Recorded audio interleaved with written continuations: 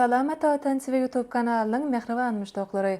Hormatly tamaşaçylarymyz, Ata Vatan TV'de saylanan habarlar. Watan harmanyna 1 milyon 200 000 tonnadan gowrak buğday hasyl tapşyryldy. Türkmenistan ýa Gazagystan strategik hyzmatdaşlygy maslahatlaşdy. Türkiýanyň Türksat 6A aragatnaşyk hemrasy uçuruldy. Hataýyň awtomobil kompaniýasy Türkiýede elektrikli awtomobil öndürer. Watan harmanyna 1 milyon 200 000 tonnadan gowrak buğday hasyl tapşyryldy.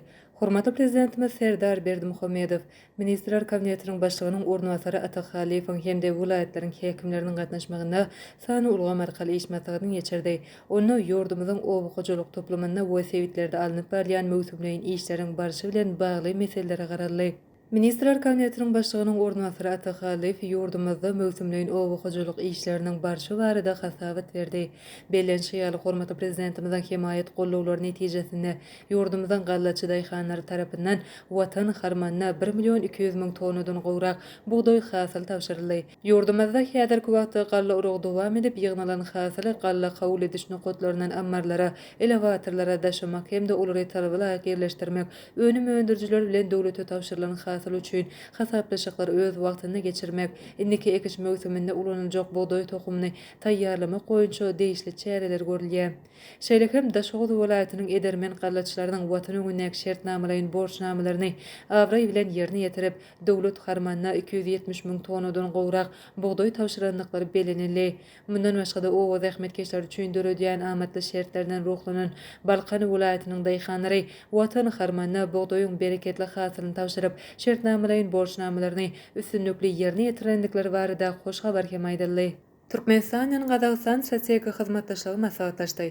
Türkmenistanyň Ministrler Kabinetiniň başlygynyň ornwasary, Daşary işler ministri Raşid Meredow bilen Gazagystanyň premier ministriniň ornwasary, Daşary işler ministri Murat Nurtlew bilen Astana şäherine doşdy.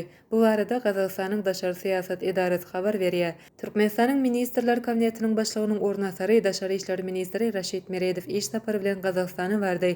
Doşukda Türkmen-Gazag hyzmatdaşlygy giň gerimde aran maslahatlaşyldy. Sany syýasy, sowda, ykdysady, ulagsytaşyr, energetika, medeni insanperwer ulgamlaryna gatnaşyklar, şeýle hem öňde boljak ýokary derejedäki halkara çäreler boýunça pikir alşdylar.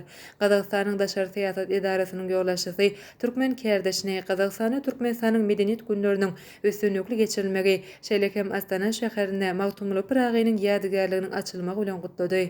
Türkiýanyň Türksat 6A aragatnaşyk hemrasy uçuruldy. Türkiýe Respublikasynyň ýerli inženerler tarapyndan işlenip taýýarlanan Türksat 6A aragatnaşyk hemrasy Amerikanyň Birleşen Ştatlarynyň Florida şäherindäki Canaveral kosmodromundan kosmos giňişligine uçuruldy.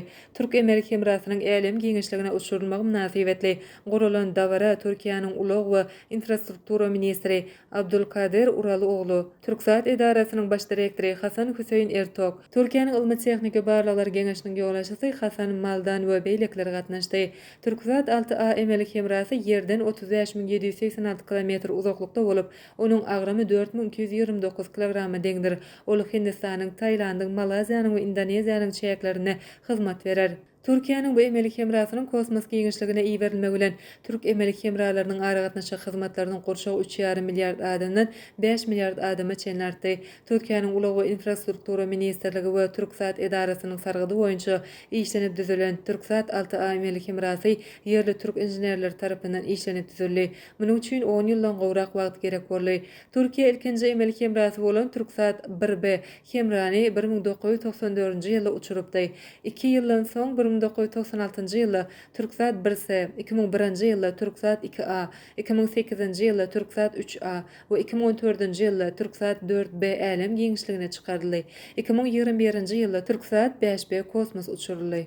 Hataýyň awtomobil kompaniýasy Türkiýede elektrikli awtomobil öndürer. Hataýyň BID awtoluk önümçilik kompaniýasy Türkiýanyň ykdysadyna 1 milliard dollara goloý maýy goýumny özleşdirip, bu ýurtda ýyllyk önümçilik kuwaty 150 000 elektrikli awtomobile deň bolan zawodyň gurulşygyny amala aşyrar. Bu urda Hataýyň kompaniýa bilen Türkiýanyň Senagat we Tehnologiýa ministrliginiň arasynda degişli alaşyga gol çekildi. 2026-njy ýyla çenli gurulma gözegine tutulan täze önümçilik kärhanasyna 5 000 goloý täze iş ornuny dörediler. Hataýyň awtoluk önümçilik kompaniýasynyň ýollaşçysy Wang Chuanfu Türkiýanyň prezidenti Recep Tayyip Erdoğan bilen doguşdy. Hataýly awtolog öndürjileri Türkiýanyň bazarynyň artykmaçlyklaryna, şeýlekem ýurdun ösen tehnologiýa infrastrukturalarına ünse çekip, munyň Ýewropa bazarynyňky paýyny artdyrmagy giň mümkinçilikler öçetdigini aýtdy. Häzirki wagtda Hataýyň Byt awtolog önümçilik kompaniýasynyň zawodlaryna bir ýylda 3 millióndan gowrak elektrikli awtologlar öndürilýär.